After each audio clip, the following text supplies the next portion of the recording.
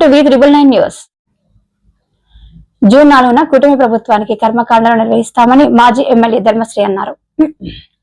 చోడవరంలో మాట్లాడుతూ గత ఏడాది జూన్ 4న ఎన్నికల ఫలితాలు వచ్చాయన్నారు. కూటమి ప్రభుత్వం ఏడాది పాలనలో ఒక్క హామీని కూడా అమలు చేయలేదన్నారు. అంటే 16 టైర్ల లారీ అయితే ఒక రేటు, 12 టైర్లు 12 టైర్స్ లారీ అయితే ఒక రేటు, 10 టైర్స్ లారీ అయితే ఒక రేటు, ఇట్లా వసూలు చేసే కార్యక్రమం. అంటే అవినీతికి అడ్రస్ గా కూటమి నాయకులు తయారయ్యారు. అవినీతే అండగా, అవినీతివే ప్రధానమైన ఎజెండాగా ముందుకెళ్తున్నారు తప్ప అభివృద్ధి విషయంలో గాని రోడ్లు ఇంత దారుణంగా తయారవుతున్నాయి, ఇంత అవినీతి సొమ్ము బుక్కేస్తున్నాం, ఇంత కోట్లాది రూపాయలు ప్రజాతాల సొమ్ముని కాజేస్తున్నాం. కనీసం ఈ రోడ్లైనా సరే ఈ రోడ్లు దానికి ఉపయోగపడుతున్నాయి. మరి ఈ రోడ్లను బాగు చేయవలసినటువంటి చిత్తశుద్ధి ఏ ఒక్క ప్రజాప్రతినిధికి, అనకాపల్లి పార్లమెంట్ పరిధిలో ఉన్నటువంటి ఏ ఒక్క ప్రజాప్రతినిధికి లేదు. మరి ఈ విషయంపై వైఎస్ఆర్సీపీ శ్రేణులందరూ కూడా రేపు వెన్నుపోటు దినం తర్వాత మరింతగా ఒక్కొక్కటి నియోజకవర్గ స్థాయిలో, జిల్లా స్థాయి మీటింగ్లు, నియోజకవర్గ స్థాయి కార్యకర్త విస్తృత సమావేశాలు ఏర్పాటు చేసి స్థానిక సమస్యలు ఏవైతే ఉన్నాయో, ఉదాహరణ చోడవరం ఉంది, ఫ్యాక్టరీని ఇప్పటికే నిర్వీర్యం చేసి పారేశారు. 5 ఏళ్లు కూడా ఒక బ్రహ్మాండమైనటువంటి 50 కోట్లు అప్పు తీర్చాం. 89 కోట్లు జిల్లాలు 89 కోట్ల 90 లక్షల రూపాయలు ప్రభుత్వం నుండి గ్రాంట్ రూపంలో తెచ్చాం.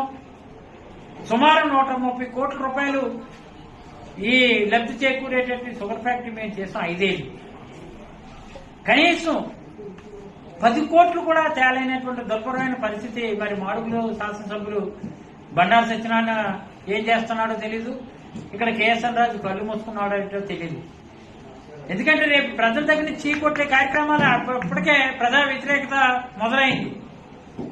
ఎందుకంటే ప్రతిపక్షంగా ఉన్నటువంటి వాళ్ళందరూ కూడా మేము మిమ్మల్ని ప్రశ్నిస్తాం, మరియు ప్రజా సమస్యల్ని బయట పత్రికల ద్వారా కానీ ప్రజల తరఫు నుంచి కానీ మీకు వెలబుచ్చుతాం. దీన్ని స్పందించితే 10 కాలాల పాటు ప్రజాప్రతినిధులకు గౌరవం ఉంటుంది.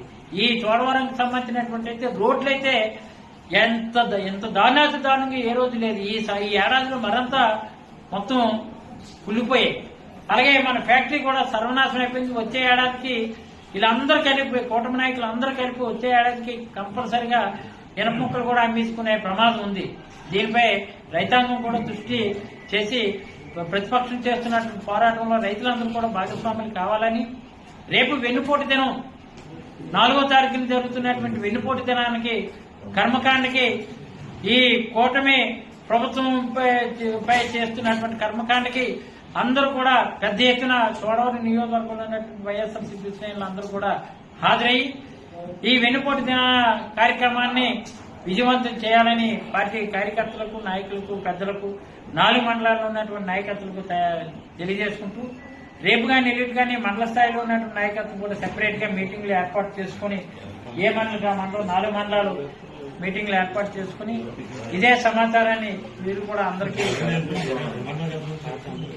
క్షేత్రస్థాయి వరకు కూడా ఈ విషయాలను కూడా మీరు ప్రజలకు తీసుకెళ్లి రేపు నియోజకవర్గ స్థాయిలో జరుగుతున్నటువంటి వెన్నుపోటు దిన కార్యక్రమం